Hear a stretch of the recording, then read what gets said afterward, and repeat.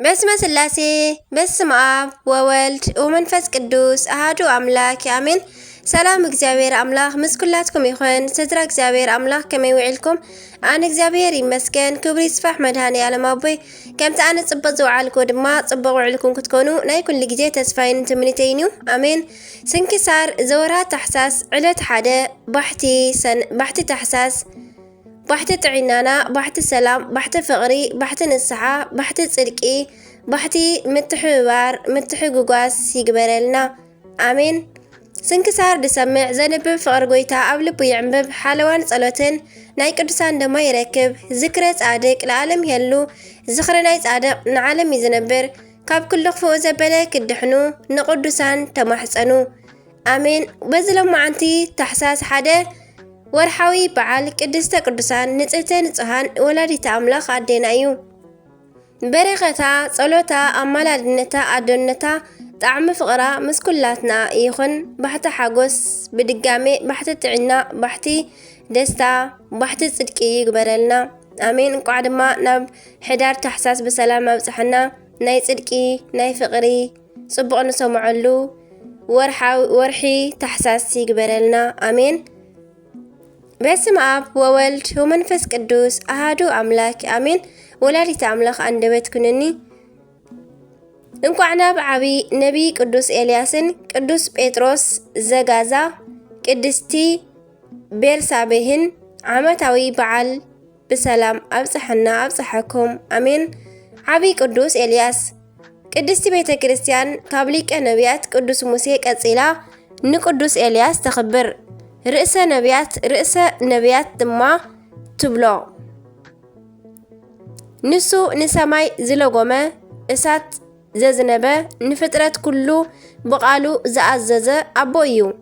እዚ ከመዩ እንተበልና እዚ ቅዱስ ተወሊዱ ነገዱ ኢዮርብዓም ቀፂሉ ካብ ዝወሰዶም እስራኤል 10 ነገድ ክኸውን ከሎ ኣቦኡ ኢያሱኒ እዩ። ኣዲኡ ድማ ቶና ወይ ከዓ ቶናህ ይበሃሉ። ቅዱስ አምልኮ ስለዝነበሮም እግዚአብሔር ንማህፀና ቶናህ ቀዲሱ ነዚ ቅዱስ ፍሬ ፈጠረ። ቅዱስ ኤልያስ ኣብ ዝተወልደ መዓልቲ ኣብ ቤቶም ብርሃን ተወሊዑ ተመሊኡ ተረአየ። ብርሃን ዝለበሱ 4 ሰባት መላእኽቲ መጺኦም ድማ ብእሳት ሰፋድል ወይ ከዓ መጓነጸፍያ ምስ ክትቕልልዎ ወለዱ ብምርኣዮም ሰንቢዶም ንነቢያትን ንካህናትን ነገርዎም። እቶም ካህናት ግን እዚ ነገር ስለ ዝረቐቖም እንታይ ዓይነት ፍጥረት ኮን ይኸውን? ኣብ እስራኤል ዶ ይነግስ ይኸውን ወይስ ነቢይ ኢሎም ድማ ኣድነቑ። ቅዱስ ኤልያስ ካብ ህፃንነቱ ጀሚሩ ፍሕሹ ቁም ነገረኛ ንጽህና ዝፈቱ እስራኤላዊ እዩ።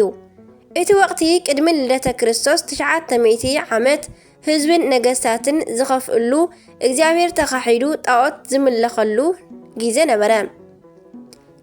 ቅድም ኣብ ኢድ ኤሎፍላውያን ዝነበሩ ጣዖታት ዳጎንን ቤልን ኣብቲ ዘመን ናብ እስራኤል ኣትዮም ነበሩ። ቅዱስ ኤልያስ ግን ኣብ ማእኸል እቲ ክፉእ ትውልዲ ወላ እኳ እንተነበረ ስርዓተ ኦሪት ዝወድአ ናይ ንጽህና ናይ ኣምልኾን ሰብ ነበረ። ኣብቲ ወርሓት ድማ እግዚአብሔር ንነቢይነት ፀውዖ እሞ ንሱ ድማ እሺ ኢሉ ተኣዚዙ ንናይ እግዚአብሔር ናይ ጸጋ ጻውዒት ተቐበለ። እዚ ቅዱስ ብዙሕ ግዜ ንጉዳይ እንተዘይኮይኑ ምስ ሰብ ምውዓል ምሕዳር ስለ ዘይፈቱ መንበሪኡ ኣብ ጎቦታትን ኣብ ጫካታትን ገበረ። ብፍላይ ደብረ ቀርሜሎስ ንዕኡ ቤቱ ነበረ። በዚ ህይወት ድማ ካብ መልከ ጸድቅ ቀፂሉ ንድንግልና ድንግል ስለ ዝነበረ ንብሕትውና በይኑ ስለ ዝነበረ ንምንኩስና ተሓራሚ ስለ ዝነበረ ኣብ ብሉይ ኪዳን መሰረት ዝገደፈ ነቢይ ይበሃል። መቸም ኣብ ብሉይ ኪዳን ክንዲ ቅዱስ ኤልያስ ኣብ ዘመነ ክርስቶስ ክንዲ መጥምቁ ዮሃንስ ኣብ ዘመነ ሊቃውንት ድማ ክንዲ ኣፈወርቂ ዮሃንስ ዝኣክል ደፋርን መገሰፅን ኣስተምሃሪ ኣይነበረን። ኣብቲ ግዜ ድማ ኣክዓብን ኣልዛቤልን ዝበሃሉ ኩፉኣት ሰብኣይን ሰበይትን ኣብ እስራኤል ነጊሶም ንህዝቢ ጣዖት ከም ዘምልኹ ነገበርዎም። ብምኽንያት ናይ ሕርሻ ወይኒ ድማ ንእስራኤላዊ ናቡቴ ብሓሶት ምስክር ደው ደሙ ኣፍሰስዎ ይቕረታ ደሙ ኣፍሰስዎ ናቡቴ ድማ ርስቲ ኣቦታተይ ኣይሸይጥን ኣይልውጥን ብምባሉ ከም ሰማዕት ይቁፀር። ኤልያስ ግን ነዚ ምስ ሰምዐ ናብ ኣክዓብን ኤልዛቤልን ቀሪቡ ደም ናይ ናቡቴን ኣባኹም ኣይተርፍን ናትኪ ደም እውን ከልቢ ክልሕሶ እዩ በሎም። በዚ ምክንያት ድማ ኤልዛቤል ክቐትሎ እንተደለየቶ ንሱ ናይ እግዚአብሔር እዩሞ ኣይረኸበቶን። ብከምዚ ዝበለ ብስጭት ድማ 1,000 ነቢያት ኣኪባ ቅተልዎም በለት። 900 ክሕረዱ ከለዉ እቶም 100 ግን ቅዱስ ኣብድዩ ኣብ ውሽጢ በዓቲ ሓቢኡ እናመገበ ኣትረፎም። ኣብ ውሽጢ እስራኤል ግን ዓመፃን ሓጢያትን እናተስፋሕፈሐ ከደ።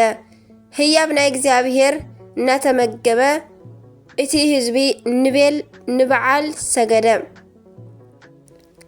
ኣብዚ ግዜ ግን ቅዱስ ኤልያስ ከምዚ በለ፣ ህያው እግዚአብሔር ኣምላክ ሃያል ዘቆምኩ ቅድሜሁ ከመ ኢረድ ጠልእ ብእላ መዋእል ዘእንበለ በቃለ ኣፉየ ኢሉ ዝናብ ካብ ሰማይ ከይወርድ ከልከለ። 3 ዓመታትን 6 ወርሕን ሰማይ ዝናብ ንዘርኢ ጠሊ ንመከር ምሃብ ተኸልከለ። እቲ ህዝቢ ብሓጢኣቱ ምክንያት ተጎድአ። ንዕኡ ግን ቁራዕ ኳኺ ይምግቦ ምንጪ ፈሊቁሉ ይሰቲ ነበረ። እዚ ምስ ኣቋረፀ ድማ ጸለየ። እግዚአብሔር ድማ ካብ ፈለገ ኮራት ናብ ሰራብታ ክወርድ ኣዘዞሞ።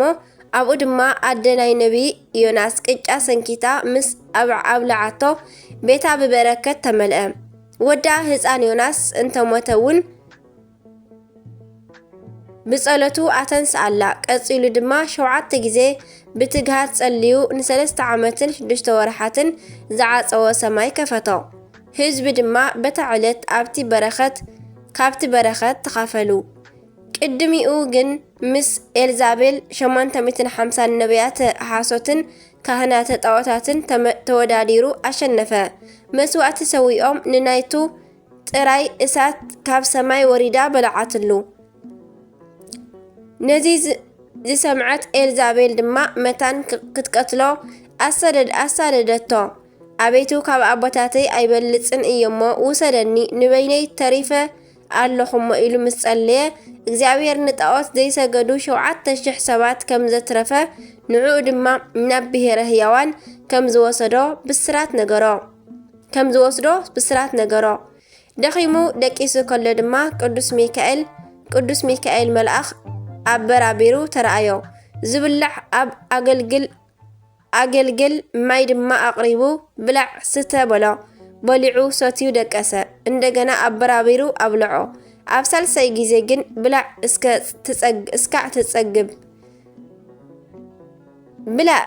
ትጸግብ እስመ ርሑቅ ፍኖትከ ጎደናኻ ርሑቕ ስለ ዝኾነ ክሳብ ትጸግብ ብላዕ በሎ። ቅዱስ ኤልያስ ድማ ን40 መዓልትታት ብዘይ ምግቢ ተጓዓዘ። ድሕሪኡ ድማ ምድራዊ ሕብስቲ ኣይተመገበን። እግዚአብሔር ንኣክዓብን ኤልዛቤልን ምስ ተቐበሎም ቅዱስ ኤልያስ ኣብ ልዕሊ እቶም ክፉኣት 2 ግዜ እሳት ኣዝነበሎም።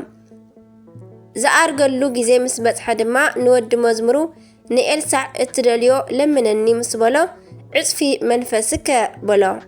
3 ግዜ ክመልሶ ፈተነ። ቅዱስ ኤልያስ ግን ብብርቱዕ ተኸተሎ። ንዮርዳኖስ ከፊሎም ምስ ተሳገሩ ግን ንቅዱስ ኤልያስ ሰረገላ እሳት ወሪዱ ነጠቆ። ንኤልሳዕ ድማ ፍርቂ ልብሱ ሰንደወሉ። ሎሚ ቅዱስ ኤልያስ ኣብ ብሔረ ህያዋን ዘሎ ክኸውን ከሎ ኣብ ዘመነ ሓሳዊ መሲሕ መጺኡ ብሰማዕትነት ምስ ቅዱስ ሄኖክ ክዓርፍ እዩ። ራእይ ንተወሳኺ ድማ ክተንብቡ ተደሊኹም ካብ ነገሥት 1 ምዕራፍ 17 ፍቕዲ 2 ካብ ነገሥታት 2 ከዓኒ ከተንብቡ ትኽእሉ ማለት እዩ። ምዕራፍ 1 ምዕራፍ 2 ነቢ ኤልያስ ብሓቂ ዓብይ እዩ። በረኸቱ ይሕደረና፣ ጸለቱ ይደግፈና። ኣምላክ ቅዱስ ኤልያስ መሃረን ኣሜን። ከምኡውን ቅዱስ ጴጥሮስ ዘጋዛ ቅዱስ ጴጥሮስ ዘጋዛ እዚ ቅዱስ ኣብ 500 ክፍለ ዘመን ኣብ ኣከባቢ ንእሽቶ እስያ ዝተወልደ ክኸውን ከሎ ወዲ ክቡራት መሳፍንቲ እዩ። ብስርዓተ ቤተ ክርስቲያን ዓብዩ ናይ ቁስጥንጥንያ ንጉስ ንእሽቶ ቴዎዶሲዮስ ናብ ቤተ መንግስቱ ወሰዶ። ኣብኡ ድማ ገዛኢ ሃገር ክገብረካ ኢሉ ምስ ሓተቶ ንእሽቶ እሞ ጽንሓኒ ኢልዎ ጠፊኡ ናብ በረኻ ኣትዩ መንኮሰ። ቅዱስ ጴጥሮስ ብምንኩስና ክጋደል ከሎ ናብቲ ዘለዎ በረኻ መጽኦም ብግዲ ወሲዶም ናይ ጋዛ ጳጳስ ገበርዎ። ካብ ቅድስናኡ ዝተለዓለ ድማ ኣብ ግዜ ቅዳሴ ስጋ ወደሙ ክልወጥ ከሎ ይርእዮ ነበረ። መላእኽቲ እውን ይዘራረብዎ ነበሩ። እቶም ህዝቢ ክጋገይ ከለው ብለዋህነት ስቕ ስለ ዝበሎም ቅዱስ መልአኽ ገሰጾ። ናይ ፋርስ ነገስታት ዓጽሚ ናይ ሰማዕታት ከቃጽሉ ከለው ንሱ ዓጽሚ ናይ ቅዱስ ያዕቆብ ዘጉሙድ ሒዙ ተሰደደ። ንብዙሕ ዘመናት ድማ ብቅድስና ነይሩ። በዛ መዓልቲ እዚኣ ዓረፈ። በረኸቱ ይሕደረና ኣሜን። ቅድስቲ ቤልሳቤህ እዛ ኣደ ኣቀዲማ ሰበይቲ ኦርዮ ድሕሪኡ ድማ ሰበይቲ ልበ ኣምላኽ ነቢየ እግዚኣብሔር ቅዱስ ዳዊትን ኣዶ ሰሎሞንን ንምዃን ዝበቕዐት እያ። ቁፅራ ካብ ቁኑዓት ኣዴታትና ክኸውን ከሎን ድንግል ማርያም ብሓረግ ኣደ ዓባያ እያ። ሓደ ሊቃውንቲ ድማ ንስማ ቤተ ሳባ ትውልዳ ድማ ኣብ ኢትዮጵያ ይገብርዎ። በረኸታ ይሕደረና ኣምላኬ ኤልያስ ብርህራሄኡ ንሃገርና ንህዝብናን ርህራሄኡ ይለኣኸልና ካብ በረከት ቅዱሳኑ ድማ ይኽፈለና ኣሜን። ታሕሳስ ባሕቲ 1 ዝኽበሩ ዓመታዊ ናይ ቅዱሳን በዓላት ድማ ቅዱስ ኤልያስ ርእሰ ነቢያት፣ ቅዱስ ጴጥሮስ ዘጋዛ፣ ቅድስቲ ቤልሳቤህ ቤተስባ፣ ናቡቴ ኢዝ ናዝራዊ፣ ኣባ ዮሃንስ ሊቀ ጳጳሳት። ወርሓዊ በዓላት ድማ ልደታ ለማርያም፣ ድንግል እግዝእትነ ማርያም፣ ቅዱሳን ኢያቄምን ወሃናን ወለዳ፣ ቅዱስ በርተሎሜዎስ ሐዋርያ፣ ቅዱስ ሚልኪ ትሩፎ ምግባር፣ ቅዱስ ራጉኤል ሊቀ መላእክት። በረኸቶም ይሕደረና ኣሜን። ዝወደቐ ዝነጠበ ካብ ኩሉ ካብ ዜማ ካብ ቃል ካብ ዘንጠብኩ ብኣፈ ቅዱሳን ትጓር መላእክት ይተኣረመለይ ኣሜን። አቡነ ዘበሰማያት ይትቀደስ ስምከ ትምጻእ መንግሥትከ ወይኩን ፈቃድከ በከመ በሰማይ ከማሁ በምድር ሲሳየነ ዘለለ ዕለትነ ሀበኒ ዮም ህድግ ለነ አበሳነ ወጀጋየነ ከመ ንሕነኒ ንህድግ ለዘአበሰ ለነ ኢታብአነ እግዚአብሔር ዝተመንቶት አላድነነ ወባልሃነ ኩሉ እኩይ መዚአከ እቲ መንግስት ኃይል ወስብሐት ለዓለመ ዓለም አሜን። በሰላም ቅዱስ ገብርኤል መልአክ ኦ እግዝእትየ ማርያም ሰላም ለኪ ብሩክት አንቲ እምአንስት ወብሩክ ፍሬ ከርሥኪ ተፈሥሕቲ ኦ ማርያም ምልዕተ ጸጋ ምልዕተ ውዳሴ ምልዕተ ሞገስ ምልዕተ ኩሉ እግዚአብሔር ምስሌኪ ሰአሊ ወጸልይ ሀብ ፍቅር ወልድኪ ኢየሱስ ክርስቶስ ከመ ይስራለና ጣውኒ ተማሂፀነ ተማህፀነ በክዳንቺ አሜን። ወስብሐት ለእግዚአብሔር ወለወላዲቱ ድንግል ወለመስቀሉ ክቡር አሜን። ካብ ፍቅር ቅዱሳን አይፍለየና አሜን አሜን ለይኩን